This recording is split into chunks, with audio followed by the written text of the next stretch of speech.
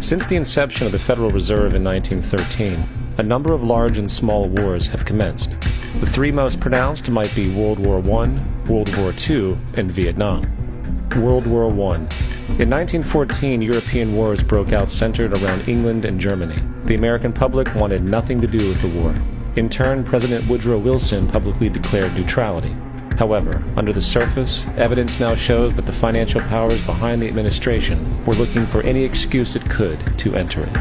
It is important to understand that one of the most lucrative things that can happen for the bankers is war, for it forces the country to borrow even more money at interest, not to mention the profits generated through the financing of military production. In the words of two-time Congressional Medal of Honor winner Smedley D. Butler, war is a racket. It always has been. It is possibly the oldest, easily the most profitable, surely the most vicious. It is the only one international in scope, and it is the only one in which the profits are reckoned in dollars and the losses in lives. Woodrow Wilson's top advisor and mentor was Colonel Edward House, a man found to have intimate connections with the financial interests of the time. In a conversation with Colonel House, Wilson's advisor, and Sir Edward Grey, the Foreign Secretary of England, regarding America and the war, Grey inquired, "What will America do if Germans sink an ocean liner with American passengers on board?" House responded, "I believe that a flame of indignation would sweep the United States, and that by itself would be sufficient to carry us into war." So, on May 7, 1915, a ship called the Lusitania was sent where German military vessels were known to be. And, as likely expected, German U-boats torpedoed the ship, exploding stored munitions, killing 1,200 people.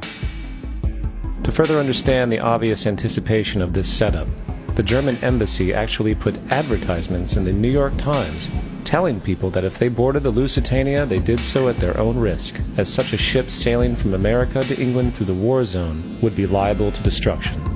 In turn, and as anticipated, the sinking of the Lusitania caused a wave of anger among the American population, and America entered the war a short time after. Major General Smedley D. Butler summarizes the monetary reality of World War I.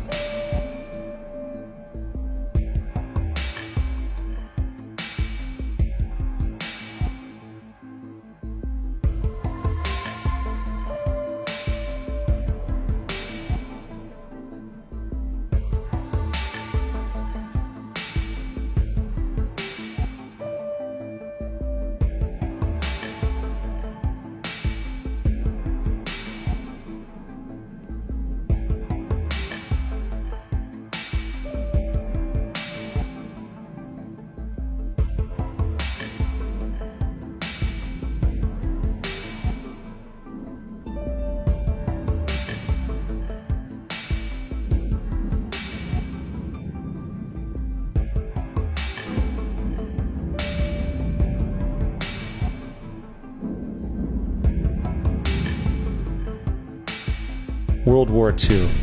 On December 7, 1941, Japan attacked the American fleet at Pearl Harbor, triggering U.S. entry into that war. President Franklin D. Roosevelt declared the attack was a day that will live in infamy. A day of infamy indeed, but not because of the alleged surprise attack on Pearl Harbor. After 60 years of surfacing information, it is now clear that not only was the attack known well in advance, it was outright wanted and provoked. In a journal entry by Roosevelt's Secretary of War Henry Stimson, dated November 25, 1941, he documented a conversation he had with Roosevelt. The question was how we should maneuver them into firing the first shot. And in congressional testimony later, he added, "It was desirable to make sure the Japanese be the ones to do this so that there should remain no doubt as to who were the aggressors." In the months leading up to the attack on Pearl Harbor, Roosevelt had done almost everything in his power to anger the Japanese, showing a posture of aggression. He halted all of Japan's imports of American petroleum. He froze all Japanese assets in the United States.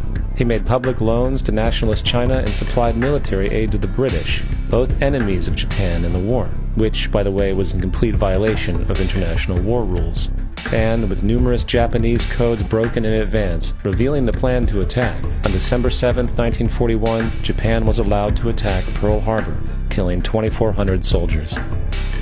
Before Pearl Harbor, 83% of the American public wanted nothing to do with the war. After Pearl Harbor, 1 million men volunteered. It is important to note, Nazi Germany's war effort was largely supported by two organizations, one of which was called IG Farben. IG Farben produced 84% of Germany's explosives. One of the unspoken partners of IG Farben was J.D. Rockefeller's Standard Oil Company in America. In fact, the German Air Force could not operate without a special additive patented by Rockefeller's Standard Oil. The drastic bombing of London by Nazi Germany, for example, was made possible by a $20 million sale of fuel to IG Farben by the Rockefeller's Standard Oil Company. This is just one small point on the topic of how American business funded both sides of World War II. One other treasonous organization worth mentioning is the Union Banking Corporation of New York City. Not only did they finance numerous aspects of Hitler's rise to power, along with actual materials during the war, it was also a Nazi money laundering bank, which was eventually exposed for having millions of dollars of Nazi money in its vaults. The Union Banking Corporation of New York was eventually seized for violations of the Trading with the Enemy Act. Guess who the director and vice president of the Union Bank was?